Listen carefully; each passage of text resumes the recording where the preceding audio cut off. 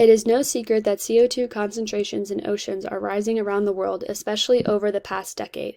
This leads to a lower pH and higher hydrogen ion concentration.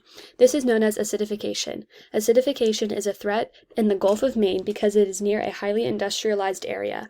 The Gulf of Maine is composed of fresh water, but more acidic waters do flow into the Gulf as well, which changes the freshwater input.